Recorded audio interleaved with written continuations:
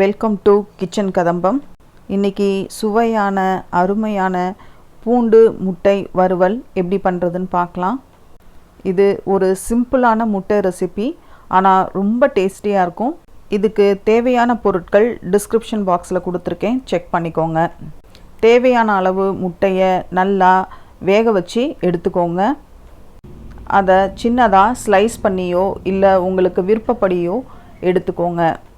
முட்டையை ஒரு 4-5 ஸ்லைஸாக கட் பண்ணிக்கிறேன். இப்போது புரத சத்து மிகுந்த முட்டையை தினமும் நம்ம உணவில் சேர்த்துக்கிறது நல்லது.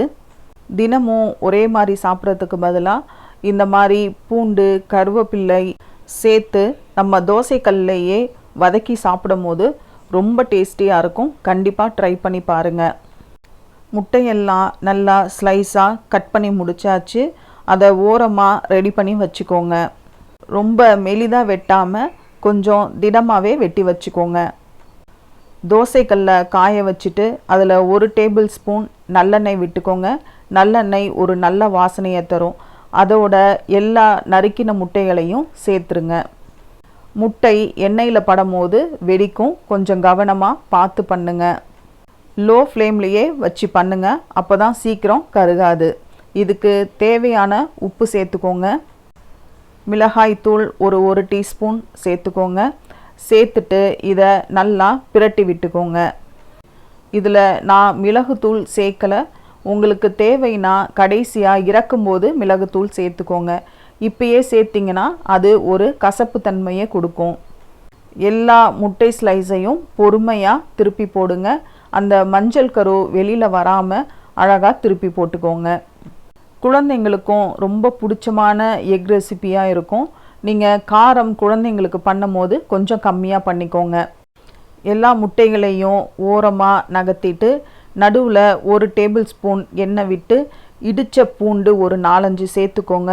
அதோட கருவேப்பிலையும் சேர்த்து நல்லா வதக்கிக்கோங்க. அது கொஞ்சம் பொன்னிறமாக வரணும். அந்த பூண்டும் கருவேப்பிலை வாசனை வெளியில் வரணும். வதக்கின பூண்டு கருவேப்பிள்ளை வாசனை இந்த முட்டை மசாலுக்கு ரொம்ப ஒரு அருமையான டேஸ்ட்டை கொடுக்கும். அது வதங்கின பின்னாடி எல்லா முட்டையையும் ஒன்றா ஜென்டிலாக நல்லா கலக்கி விடுங்க.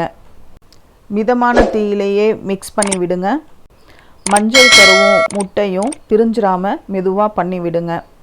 இந்த முட்டை வறுவல் பிரியாணி, எலுமிச்சை சாதம், தயிர் சாதம், சப்பாத்தி எல்லாத்துக்கும் ரொம்ப அருமையாக இருக்கும்.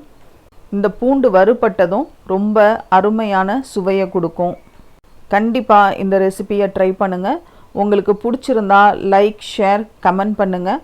முக்கியமாக சப்ஸ்கிரைப் பண்ணுங்கள். இன்னும் இன்ட்ரெஸ்டிங்கான ரெசிபீஸ் நம்ம சேனலில் தொடர்ந்து வரும், ஃபாலோ பண்ணுங்கள். தேங்க்யூ ஃபார் வாட்சிங் கிச்சன் கதம்பம். மீண்டும் சந்திப்போம். நன்றி, வணக்கம்.